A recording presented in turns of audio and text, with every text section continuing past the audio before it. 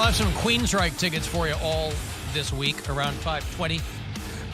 You dig those guys. I think they're playing with, I don't know who they're playing with. Queensryche and, Armored Saint, John Bush and the gang. Queensryche, Armored Saint going to do the House of Blues mid-April.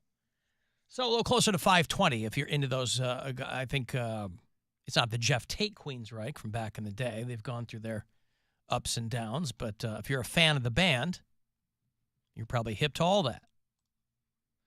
There's still time, I believe, for you to get on Poundcake's tubing team, of course, this Friday, and it looks like the weather is going to cooperate. This Friday is our return to Boston Mills Brandywine for the Alan Cox Show Polar Blast Battle, which is our annual tubing race. So if you go to WMMS.com, hit the contest page, I think you can still register to get on Poundcake's team. What's your team name? Astro Slide. Astro Slide. Team Astro Slide. Is anyone taking a +1 or no? I'm not. No. Bill, are you? I am not. Okay. Well, you know what? I might see if one of the Burley boys wants to come, or Tommy or something. I'll see what's up. I think Fancy wants to go. That's the only one. Yeah, he came last year, right? Yeah, he came last year. Yeah, I don't care. More the merrier. I just roll solo to the Polar Blast. So yeah, that'll be, and it's free to join us, by the way. We got discount ticket link for you if you want to get the all-night tubing pass there. But otherwise, you just want to come hang with us. Because the race really doesn't take that long. And then 3 of us get really upset because we lost. Mm-hmm. And are we going to do we'll get back to the lodge. Matitude's going to spin. We do our race, get back to the lodge, and party. Before it's a fun we time. head back out. It's a great time. It's a very fun time. Yep, it's a lot of fun. And again, it looks like it's going to be 50 tomorrow, but I think it's going to be like 30 on Friday. And so that will serve our purposes perfectly. Is there going to be what? Are we going to do the one chip challenge for the losers? Is that what we're doing? I mean, I guess. I don't care. Easy, so it's yeah. funny. It's, Yeah. Is that something we're going to do during the show? Yeah. All 3 people at once? I think. I don't know if we. I think we go 3 segments. I go. Okay. One person does one segment, one person does another segment, the other person does another segment, so that we're not. I was gonna say. I mean. So we can focus on the one person suffering. Assuming that I lose, which I usually do. I mean, I need to be able to talk. I can't have my throat burned out during the show. Oh, that would be my only concern. But yeah, it's fine with me. I don't ever have any great ideas for the punishments. I think the punishments have outlived their usefulness. Since I've been through this before, I'm going to bring my same Metropolitan or Neapolitan ice cream. Metropolitan ice cream. Neapolitan ice cream, my milkshakes. Like, I'm going to have the works because I'm not. You might win, though. Is that what you did when you did the ghost pepper? Yeah. You had Neapolitan ice cream there? I had I had a big thing of ice cream. I had milk. I think I had bread. I don't remember. Did any of that help? I mean, yeah. Okay. I mean, all I know is that temporarily, like it touches your mouth and you instantly feel cool, but the second you swallow it, it's right back to normal. Like it's like it never left. It just literally just dampens it for like permeates your whole body. Yeah. I mean, the only conventional wisdom I know is that milk is good for that stuff, but I ain't gonna drink milk. So, boy, water does so nothing. Weird. No, water makes it worse. Makes it worse. Well, like I'm not drinking milk, so you have to drink milk or have ice cream sandwich or something. I mean, you don't like ice cream sandwich? I love ice cream sandwiches. I'm not gonna sit here during the show and eat ice cream sandwiches. I mean, I got a show to do. It's one ice cream sandwich. Well, yeah, not according to you. Let's just see how it all not plays according out. to you. We'll figure it out. Yeah, it'll be fun. We have to plan for contingencies, and I'm assuming I'll lose. Although I am changing up my footwear this year, so maybe that will give me some kind of advantage. Snowshoes? I'm going to strap giant head tennis rackets to my feet. How you guys going to cheat faster? this year? Say what? Also, it very well, because it's going to be warm most of the week, and then I think it's going to drop down Friday night. Yeah. So we should be okay to do it, but it's going to be one of those things where it could get really icy that night. Super slick. Or it could be mushy. one of those, where it could be real mushy and we all have to run for the hills. It gets so mushy we just stop halfway down the hill. I think the real bet is, will our limo driver find the right place this year? Because On the first always try. does. I feel like I'm saying every But year, we go the wrong one side- first. Yeah. The wrong side. Every time it's like, okay, so it's going to tell you to turn, but don't turn. Go this way. And he's like, it told me to go straight. But it's the same thing I do when I drive. So I'm like, it's fine. We'll get there eventually. I just find it funny because we tell them ahead of time every time. I don't know if it's like nerves or like they follow GPS. It's like, it's going to tell you to turn left. Don't. Turn right. But I don't know why it's so hard for any of us to do it. I mean, I don't know why. They get thousands of people there. I don't know why it's so hard to find the right, because it's not like it's the signs are wrong or any. I don't know. I think it's they type in Brandywine and they don't do. I don't know because it's Boston Mills Brandywine, but Right. maybe it takes you to one particular entrance. I don't know what. Well, it is. yeah, there's the Polar Blast entrance is where we want to be. But over the years, a couple of times when I've had to drive myself, I do the same thing. Make the wrong turn. I'm like, God damn it. And that doesn't put me in a good mood to have fun. When I get there all pissed because decided, the wrong spot. Anyway, it's going to be a lot of fun. We got prizes from Circle K. This week, you can vote on which team you think will win. I don't know how you arrive at any kind of thought on that. You're just throwing a dart. But AlanCoxShow.com, you can vote there. And then Friday night, we'll be up there. When do we start tubing? 8 o'clock, around there, Yeah, I think? usually around then. Start the thing. So it'll be a lot of fun. Boy, you would think, hot on the heels of the story we were talking about last week about that Penn State professor who lost his gig, his standing in the community and at the university because they caught him on a state park camera, a bunch of them, molesting his dog, putting Tootsie Pops up his corn chute. This guy was just wilding through these state parks. You'd think Penn State would want to avoid the spotlight right now or any negative publicity. But you would be wrong. You can't keep a Nittany lion down because some of the board of trustee members at Penn State University, and if you're a graduate, this has just got to fill you with pride, they're pushing to rename the football stadium after Joe Paterno, which, of course, Joe Paterno, basically had an unblemished reputation until the Jerry Sandusky situation. And they, of course, discovered that Joe Paterno was not walking around unaware of what was happening with Jerry. Remember Jerry Sandusky? Oh, yeah. You're going back like 2000. It's a decade plus. I was in college when this broke because my roommate dressed as Jerry Sandusky for Halloween. Classy. Mm-hmm. Jopa was there for, that's what they called him, Jopa. Jopa. Jopa. Not Jopo. Jopa is what they called him. Jopa. Huh? They always say pa, not pa. Jopa.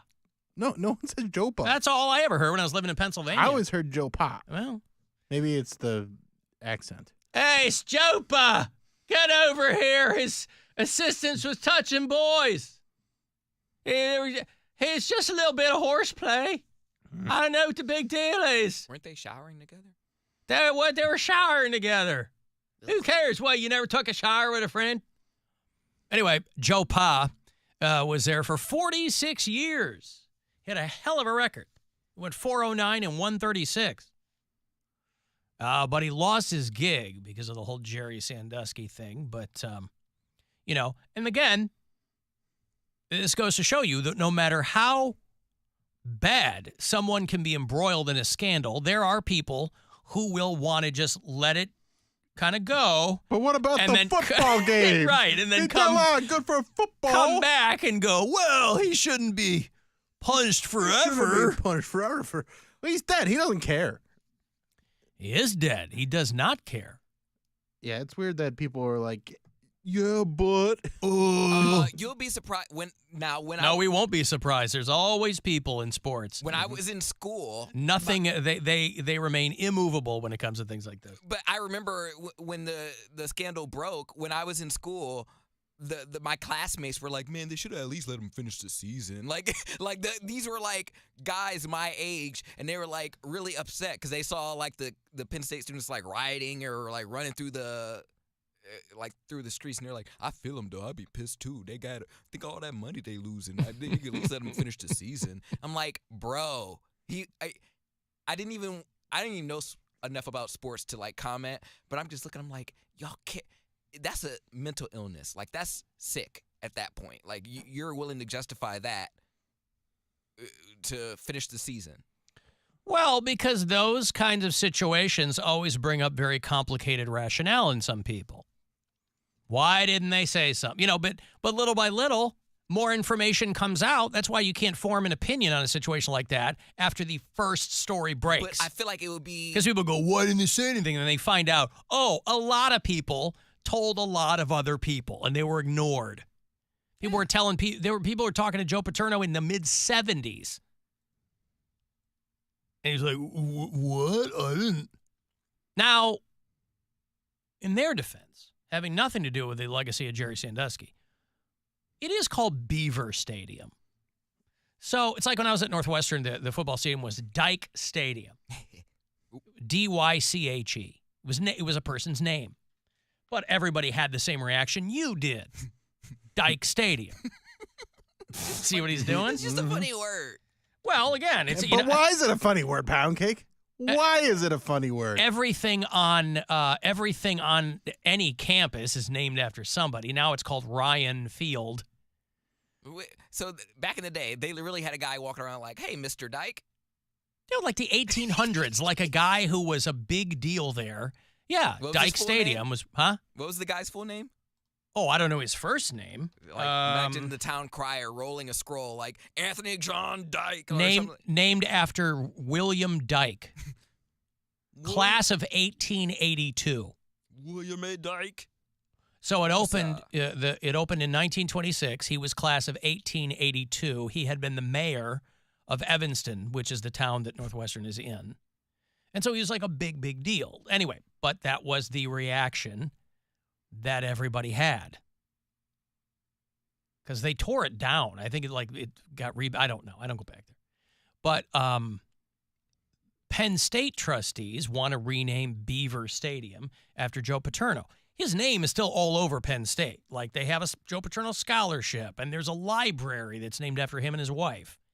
So it's not like they wiped the dude. It's not like they're treating Joe Paterno like a Confederate statue in the middle of Asheville. Do you think he died of a broken heart? I think he died because he was an old man, yeah, and being stressed out over everybody finding out. I remember. That's when those guys, when old guys on campus find themselves in a situation like this, they all become like elderly mob bosses, They can't remember anything. Mm-hmm. All of a sudden, their brains mush. People are like, hey, he's a genius of the gridiron. Just couldn't remember anything when it came to one of his underlings molesting players for 30 years. So I don't know how hard of a push they're going to make on this, and I don't know how hard of a push back there is. I didn't follow it that closely in college. I know there are players that spoke out. That's how they got caught. But like, did any of the players go public about it? Like, was there interviews about the players at all? In the Joe Paterno thing? Yeah. Yeah. Okay, I didn't know like if there was a standout.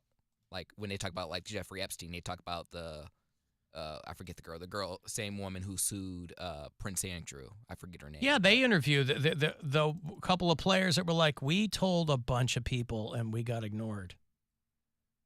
It's crazy. Remember I still have it. Bob Costas. Slapping sounds.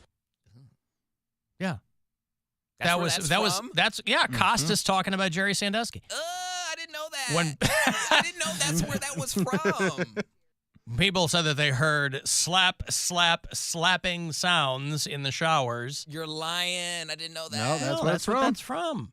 And they asked Jerry Sandusky if he was in the Little Boys, and he was hemming and hawing, right? Mm-hmm.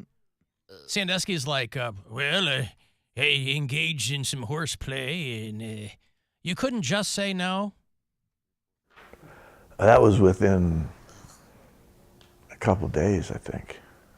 Law enforcement officials closed the investigation, and it appears no further action was taken by the university. No, that's not the one. But there was one of those interviews he did where they just threw him a softball.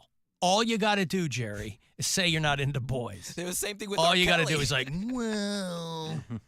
That was the same thing when they interviewed R. Kelly. You're like, are you into young girls? He's like, when you say young girls, you mean like 17, 18, right? Like, he's like 17, 18. Like, just say, no, you're not into young girls. Like, but I like them young, but I like them legal. Oh, R. Kelly. Alan reminds me of an old joke on a scale of 1 to 10 with Casey Anthony being 1 and Jerry Sandusky being 10. How much do you like children? Ew. Yeah, you got to go way back for both of those references, by the way. Casey Anthony and Jerry Sandusky. Casey Anthony just popped up again, though, didn't she recently? Isn't Casey Anthony... She's in Ohio, I feel like. Oh, she is? I thought that's... no, she's... No, I heard... they spotted her in Florida, but she was living up here for a while, I heard. Well, she's from Warren, so she might have some family back here, but I thought she popped up again in Florida because, like, a couple years ago, they're like, oh, she's living with her lawyer, and then she was opening a detective agency. Yeah, that's what I think was... She's going to be a private eye or something. Right. Yeah. The old OJ looking for the real killer. How does she not have a podcast? She might. I don't know that she doesn't. Anybody with a microphone and a mixer has got a goddamn podcast. I don't know that she doesn't. What's she going to talk about? What would she not? Hey, I got recipes, guys. I mean, you know, when you're known for one thing, what are you going to talk about to get people to pay attention to? You pivot. People will Casey Anthony's interior design fixer-upper podcast. You don't ever talk about it, and people are there because you know like they're focused on what you allegedly did. But that's why they would be listening. And about 40 seconds into realizing that she's talking about her grandmother's apple brown Betty recipe. Clicked. You still subscribe. Hi, I'm Casey Anthony, and this is my fitness podcast called Junk in the Trunk. I'm Casey Anthony, and this is Jackass. I mean, I don't know. I don't know what's going on with her, but she pops up every so often. And, you know, she breaks her silence. But it's just to be like, yeah, you know, I still didn't kill my kid. I don't know. I don't know what happened there. I've got to take a break here. I had those Queensryche tickets for you. I want to go way back. Queensryche and Armored Saint are coming to Cleveland. John Bush and the boys. Doing the House of Blues, I think, in a few weeks. So I will have those for you after the break. Yeah, House of Blues, April 17th.